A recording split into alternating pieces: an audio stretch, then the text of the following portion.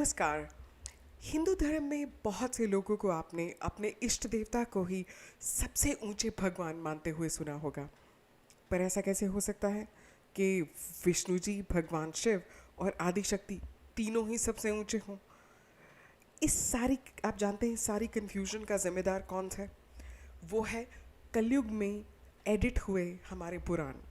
जो पुराण हैं उनको कलयुग में एडिट किया गया, री एडिट किया गया, और बहुत सारे लोगों ने अपनी भ्रांतियाँ और अपने मनोभाव उसमें ऐड करके फैक्ट्स को डाइल्यूट किया।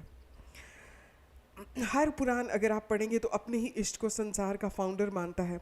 इसीलिए जो हमारे कुछ एक समाज सुधारक थे जिन्होंने हिंदू कम्युनिटी को यूनाइट करने की कोशिश की, वो सब खिलाफ थे कि हमें पुराणों को की हर बात नहीं माननी चाहिए। उनमें से खास थे दयानंद सरस्वती। जैसा कि विष्णु पुराण कहता है कि भगवान विष्णु ने सृष्टि को बनाया और शिव और माता उनके अधीन आते हैं। इसी तरह से जो शिव पुराण है वो भी यही कहता है कि भगवान शिव सृष्टि के रचयिता हैं और बाकी सब उनसे पैदा हुए हैं।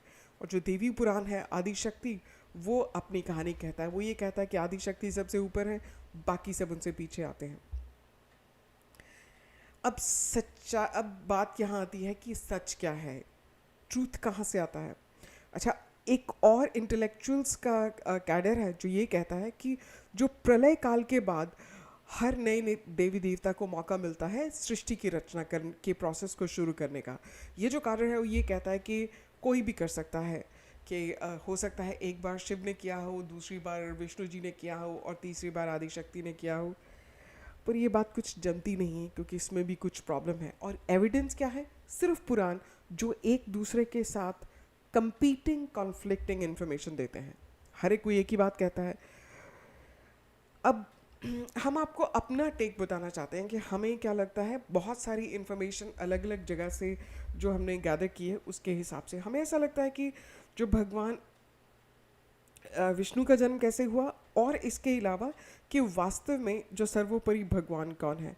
हमें ऐसा लगता है बहुत सारे बुक्स को देखकर उनमें क्या लिखा हुआ है, कौन से कोरोबोरेटिव एविडेंसेस हैं, उनके हिसाब से ऐसा हमें लगता है कि भगवान शिव ही एक्चुअली सर्वोपरि हैं। उसका रीज़न क्या है? शिव पुराण में वैसे ये कहा गया है कि शिव पुराण जो भगवान का जो सबसे पहले निराकार रूप था वो अग्नि स्तंभ था। अग्नि स्तंभ से भगवान विष्णु का जन्म हुआ और फिर इसके बाद भगवान विष्णु की कमल नाभि से भगवान ब्रह्मा जी का जन्म हुआ। तो जो भगवान सदाशिव हैं, जो उनका निराकार रूप है, हमें ऐसा लगता है अलग अलग जगह से जो हमने कुछ एक एक्सपर्ट्स अलग अलग किताबों में देखे, उनसे हमें उसका अगर हम निचोड़ निकालें तो हमें ये महसूस होता है कि जो भगवान का जो निराकार रूप है वो उसे सदाशिव रूप कहा जाता है। तो भगवान सदाशिव जब सबसे पहली बार साकार रूप में आए तो उन्होंने एक से अनेक होने की उनके मन में इच्छा पैदा हुई। तो उन्होंने अपने आप को सबसे पहले दो हिस्सों में डिवाइड किया, और वो दो हिस्से जो गुणों में एक दूसरे से भिन्न थे। आजकल हम उसे मैस्कुलिन या फेमिनिन कहते हैं। तो जब उन्होंने अपने आप को दो हिस्सों में डिवाइड किया तो जो उनका अपना फेमिनिन रूप था, जिसे आदि शक्ति कहा जाना चाहिए, जब उन्होंने आदि शक्ति को देखा जो उनका ही फेमिनिन रूप था, तो वो उसको देखकर बहुत बहुत मुग्ध हुए और बहुत उनके मन में जो भावना उत्पन्न हुई उसे आजकल के ज़माने में हम प्रेम कहा जा सकता है। प्रेम की जैसी भावना उनके मन में उत्पन्न हुई, और ऐसी ही भावना उनके अपने काउंटर पार्ट जो आदि शक्ति है उनके मन में हुई।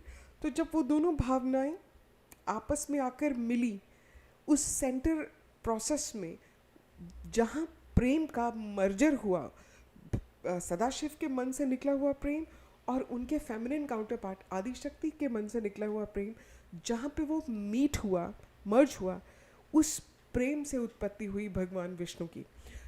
इसीलिए भगवान शिव जगह जगह आपको ये कहते सुनाई देते हैं कि मेरे हृदय में विष्णु है।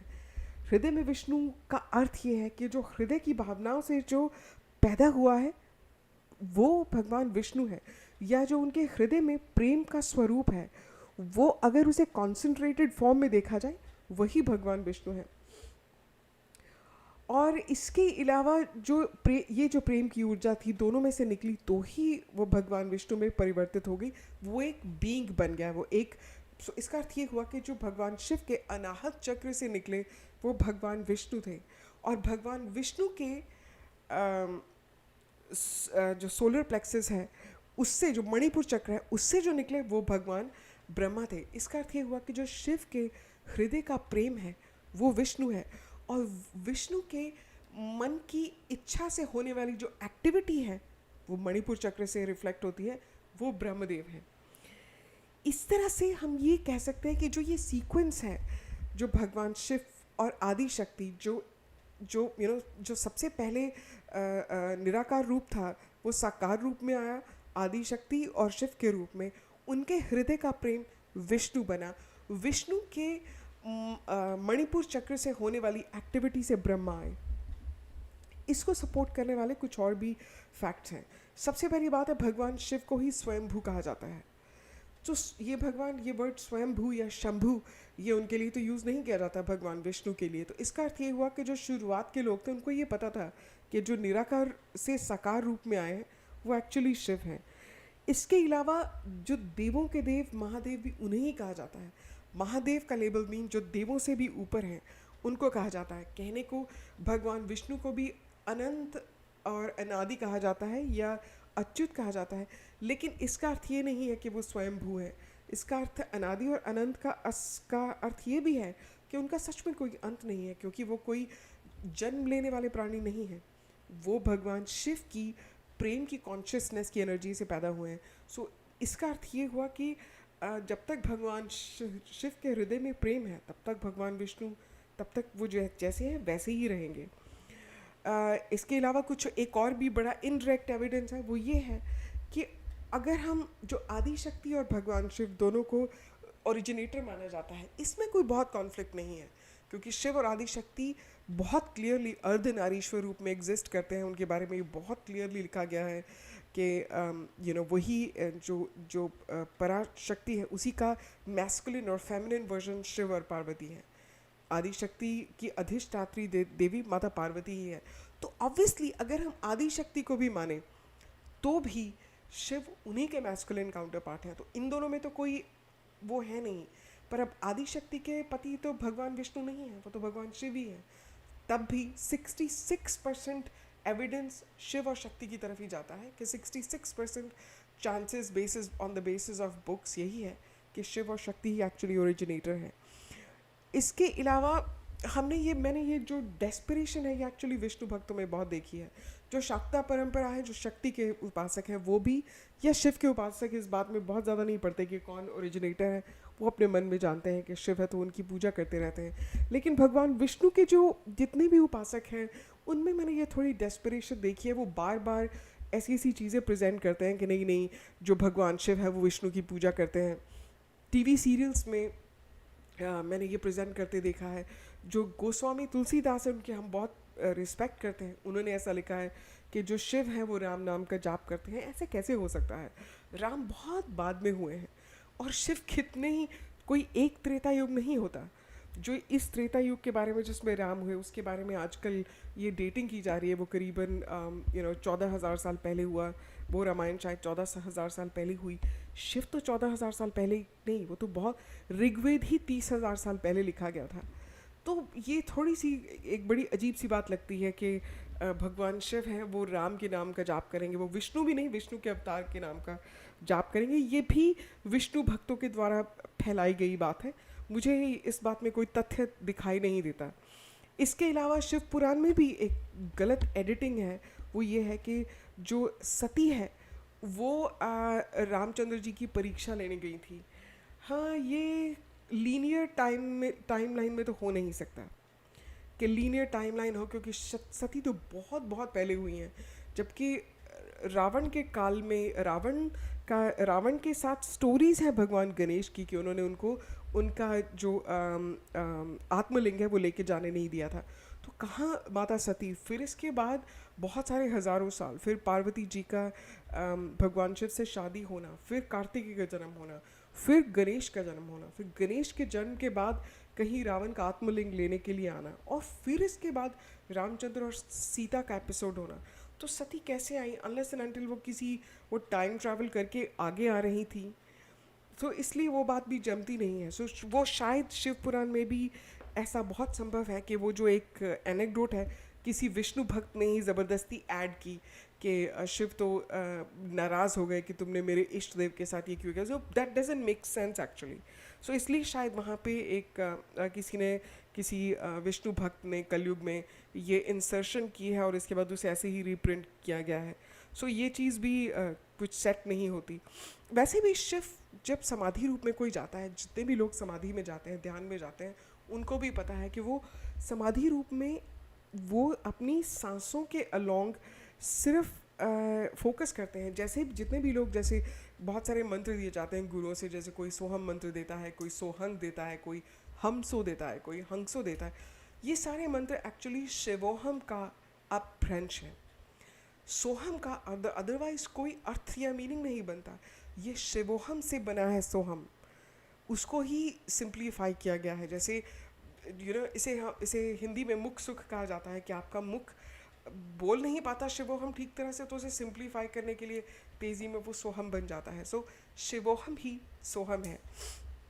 और जो शिवोहम का जो जाप है वो दूसरे लोग करते हैं सभी, लेकिन समाधि में जाने वाले लोगों को ये बहुत अच्छी तरह से पता है कि सांसों के ऊपर फोकस करना और बिल्कुल थॉटलेस स्टेज में जाना ही समाधि होती है।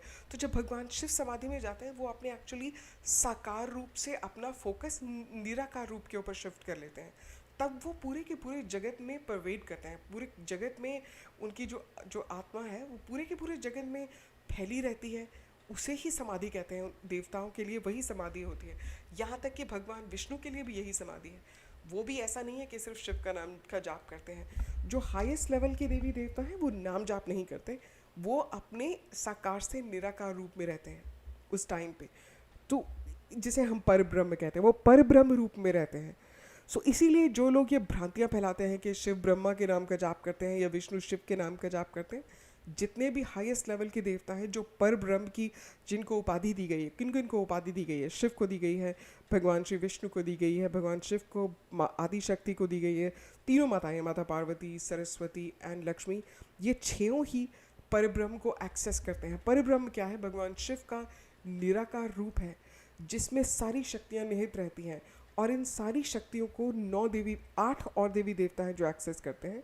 एक भगवान शिव तो है ही, उसके अलावा 8 हैं, माता पार्वती, फिर भगवान विष्णु माता लक्ष्मी, भगवान ब्रह्मदेव माता सरस्वती, और इसके अलावा भी 3 देवी देवता हैं, 3 देवता हैं जो एक्सेस कर सकते हैं इस पूरी शक्ति को, और वो है गणेश, कार्तिकेय और सूर्यदेव।